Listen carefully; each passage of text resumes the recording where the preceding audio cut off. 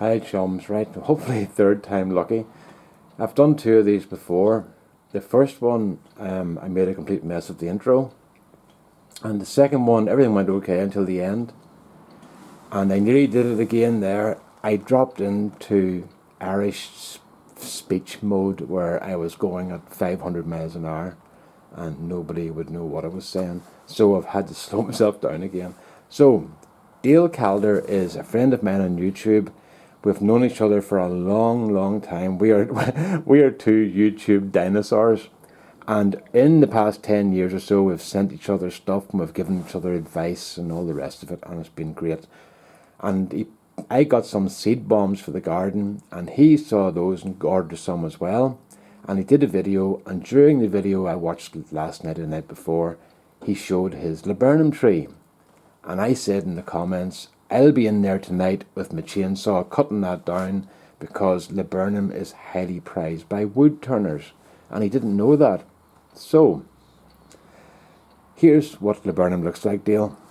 That's your standard branch there, okay? And you can see that you've got your heartwood and your sapwood, and it looks like you've got different colours, but you'll see something different in a minute. So that's a fairly hefty branch for here, about 3 inches in diameter.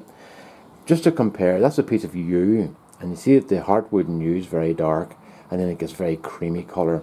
And whenever you turn the yew then, it turns like this. You can see that you've still got your heartwood is fairly dark, but the rest is a lovely creamy colour with heartwood breaking out through it in places. So that yew is lovely to turn. It's hard to finish because it's so dense. It picks up scratches really, really easily. So, but it's lovely wood. So that's yew. But I'll show you different that and thing.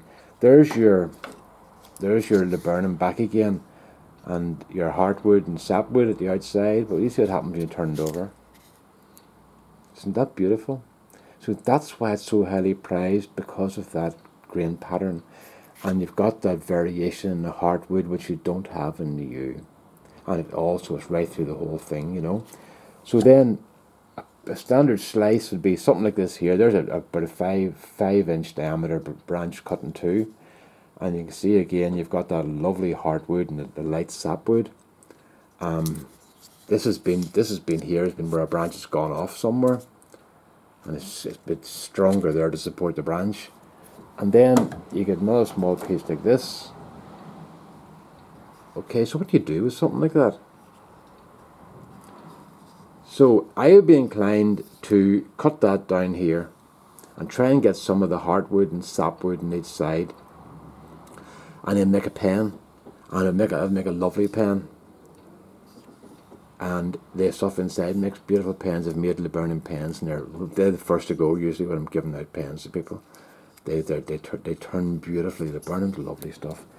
But there's a tradition among wood turners, and if somebody gives you wood, you give them something back, usually something you've made. So I gave a friend of mine, Dermot Doherty, a few of these pieces here that I had. And the next week he came in and said, here, there's a wee thing for you. And he handed me this here. Wee bowl. But look at that. Isn't that beautiful?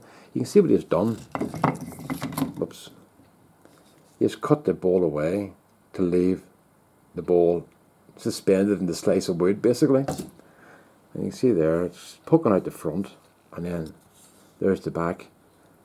That is really skillful. That is highly skillful. And you can see here the light wood. That's where the branch has been going like that. Okay, there's it there. You can see the two different colours there. Let's get the light back. See the light there and the light at the bottom. That's the way that was orientated in the lathe, which means you got the white foot on it. So that's beautiful. That's very skillful stuff. There's a lot of chucking techniques involved in doing this sort of thing. So there you are. Isn't that beautiful? So that's that. So Dale, if anybody's come into you and say, we'll take that out of the laburnum tree away for you, sure, you don't want that about the place, it's poisonous, just you leave it where it is. I'll get sorted that out myself. Alright. Now, what I'll do is I will put a link up to Dale's channel, because he's very interesting. He does gardening and bread making. He makes beautiful bread. And cheeses. You want to see the cheeses. And he does hen rearing, and he does walks in the countryside with his dog Angel. and he lives in a beautiful place called Campbello Beach, Campbello Island, and it's just gorgeous, you know. So I'll put a link up to Dale's channel for you, and you can go and take a look. But I imagine a lot of my subs and his subs have already subscribed to each of us, because we've been going for a long while, you know, and we've been, at the start, people were hungry for gardening stuff because there weren't that many of us about, you know, but the place is flooded now. So I've noticed, though, I'm kind of picking up subs again with this whole lockdown carry on. People must be looking for videos, and that's how I've been picking up subs this last few months. I don't really count the numbers, I just see them coming in an email. I couldn't tell you how many subs I have, to tell you the truth. I don't monetize or anything, so I'm not interested in that sort of side of it, you know. So there you go, folks, that's it. There's, just show you Dermot's wee bowl again. So Dermot Doherty made that. It's not lovely. Right, all the best now. Bye-bye.